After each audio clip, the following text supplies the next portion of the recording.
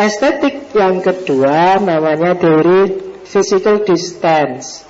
Bedanya sama yang empatik tadi, kalau yang empatik tadi nyuruh kita masuk ke objeknya, kebalikannya di teori kedua justru nyuruh kita ambil jarak, baik dari diri kita maupun dari objeknya.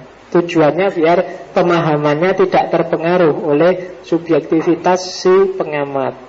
Jadi namanya teori physical distance. Jadi mengambil jarak fisis. Jadi kalau ingin memahami sesuatu biar pemahamannya tidak salah, ambil jarak dari dirimu sendiri. Karena kita itu kan punya pendapat, punya persepsi, punya pandangan dan macam-macam. Nah, ini singkirkan dulu, ambil jarak dari dirimu, terus baru baca objeknya. Kalau kamu cara berpikirnya keras, singkirkan dulu kerasnya, pahami objeknya. Kalau kamu ahli fikih, kamu ahli filsafat, ahli tasawuf, singkirkan dulu fikihnya, tasawufnya, fikihnya, baca objeknya. Baru kita akan bisa memahami objek seni, objek keindahan secara lebih pas. Selama ini yang sering jadi masalah, orang membaca sesuai kacamatanya sendiri-sendiri, sehingga objek keindahannya jadi beda. Orang tidak bisa menangkap secara pas. Jadi kebalikannya tadi, kalau di empati malah disuruh masuk, kalau di sini malah disuruh ngambil jarak.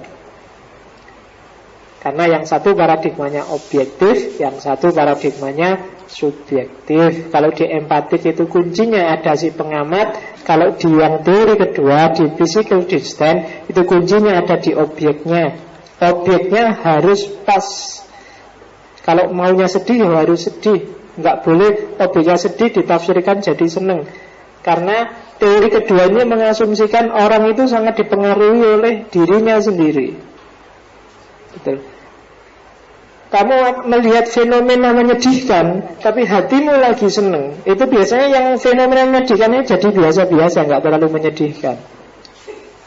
Atau melihat fenomena menyenangkan, tapi hatimu lagi sedih, jadi juga nggak senang. Yang lain ketawa, kamu karena galau, hatimu nggak sedih, kamu jadinya gitu, tawa segala buat apa sih, cepet selesai, sudah 9:30 ini loh. Iya kan? Jadi nggak bisa. Maka untuk bisa objektif, ambil jarak dari dirimu. Jangan, itu katanya physical distance. Memahaminya jangan dicampur, biar objeknya jadi netral. Nah, itu pemahaman estetik. Nah, kalau tadi pemahamannya ini penikmatannya. Kalau tadi aspek kontemplasinya, kalau ini aspek akstannya. Jadi menikmati dunia estetika itu ada 4 level. Ada namanya subjektif relativity level. Ini level yang sangat subjektif, level individu setiap orang. Jadi alasan-alasannya kenapa dia sebut indah, dia sebut enak, dia sebut nyaman, itu karena alasan subjektif dia sendiri. Kenapa kamu suka film Naruto? Karena rambutnya Naruto itu mengingatkanku pada itu kan subjektif sekali itu. Rambutnya dok malah. Nah, yang lain mungkin nggak itunya, tapi kamu lihat itunya. Nah, itu subjektif. Itu. Kenapa kok kamu suka sama ngaji filsafat? Tehnya itu loh yang menurut saya. Itu individual sekali. Jadi oke. Yang kedua, cultural relativity level. Jadi kamu suka atau tidak suka karena latar belakang budayamu. Jadi misalnya orang Indonesia suka makan yang pedas-pedas, cenderung punya bumbu, itu kan karena budaya. Kemudian suka manis-manis kadang-kadang, mungkin di latar belakang budaya tertentu.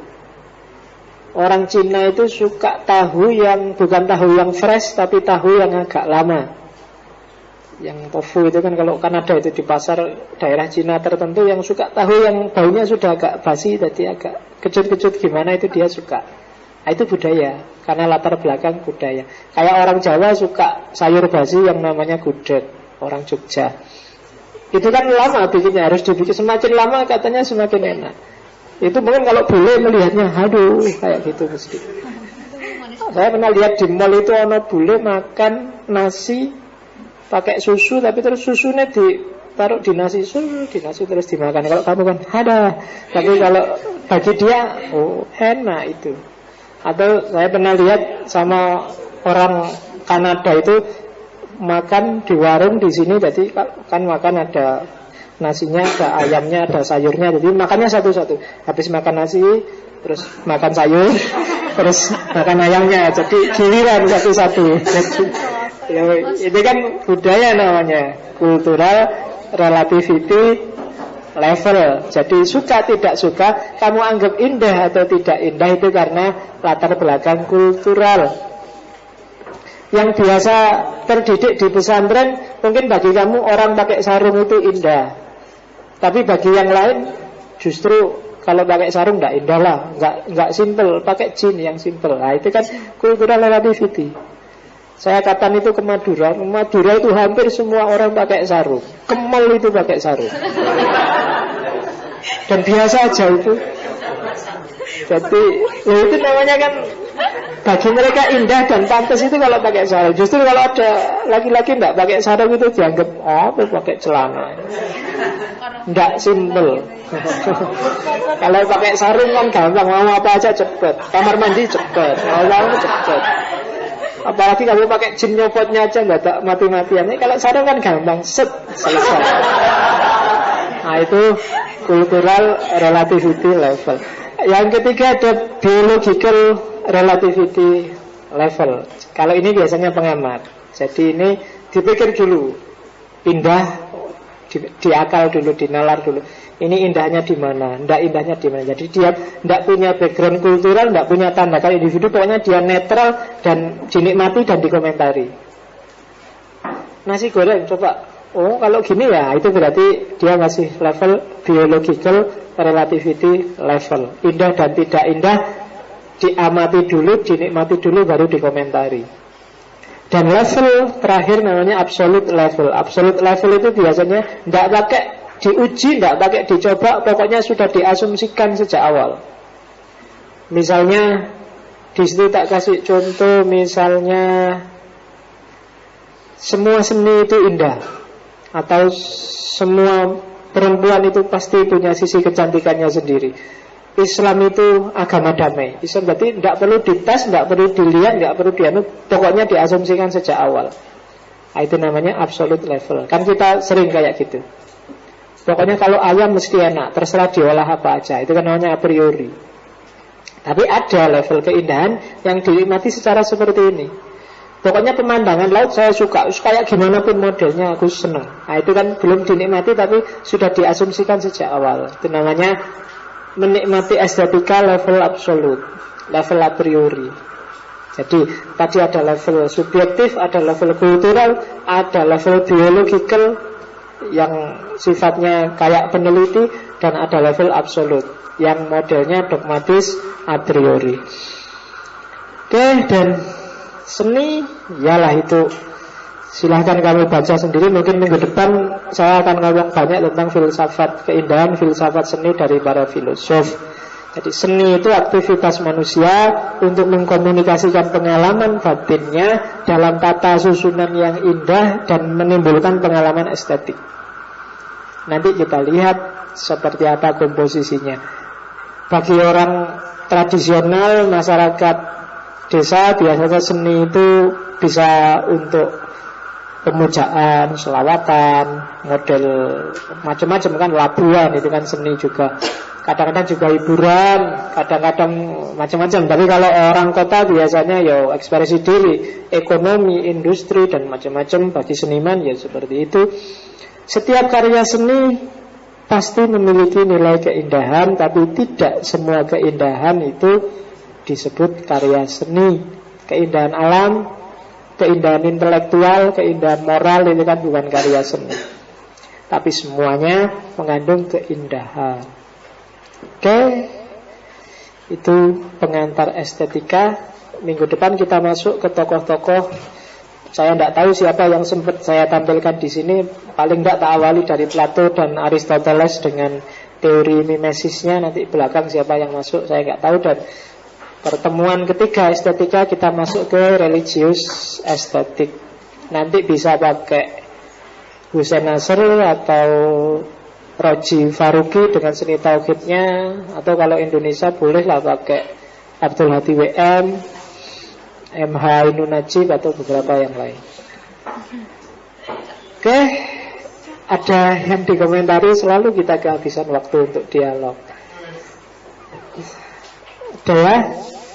Pertanyaan kalau ada yang ganjil dan memang ingin ditanyain, masukin aja lewat Facebook bolehlah. Cuma mentionin aku ya, aku atau diingetin lewat, karena sinkronisasi di sini sering error. Jadi kalau ada berita baru di Facebook saya lupa buka biasanya. Kadang-kadang buka sudah. Jadi yang minta di add friend itu ratusan, jadi yo. Serius, karena aku itu males. Jadi kalau enggak kadang-kadang sekali tak awur, yes gitu. Suwe-suwe iki mau sapa? Ya ora kenal orang yang mana, enggak apa-apa asal enggak penuh aja ya. Karena saya sempat ganti dulu yang awal itu ada setengah, tak ganti yang sekarang itu. Jadi yang sudah minta di add belum tak add, mohon maaf karena saya males njelimiti satu-satu. Tapi pakai SMS boleh kalau ada yang mau tanya. Kalau SMS lebih tak perhatiin karena langsung ketemu aku. Tapi kalau Facebook mungkin seminggu bisa cuma 2-3 kali tak buka. Saya kira itu ya. Mohon maaf kalau ada yang kurang berkenan. Biasalah, biasa serius-serius kalau kita belajarnya itu. Silahkan yang besok ujian belajar ya. Jangan alasan karena ikut ngaji ini terus nilainya jelek.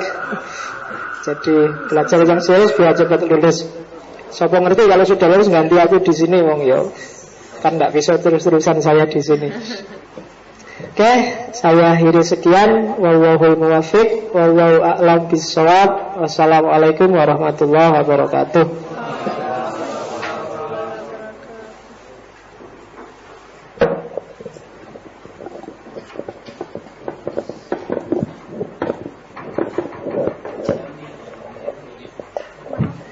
Ya, terima kasih kepada Pak Faiz yang telah memberikan materi pada malam hari ini tentang dimensi aksiologi yang kedua, yaitu estetika. Semoga apa yang disampaikan beliau tadi dapat kita resapi bersama dan dapat menjadikan ilmu yang berkah dan barokah.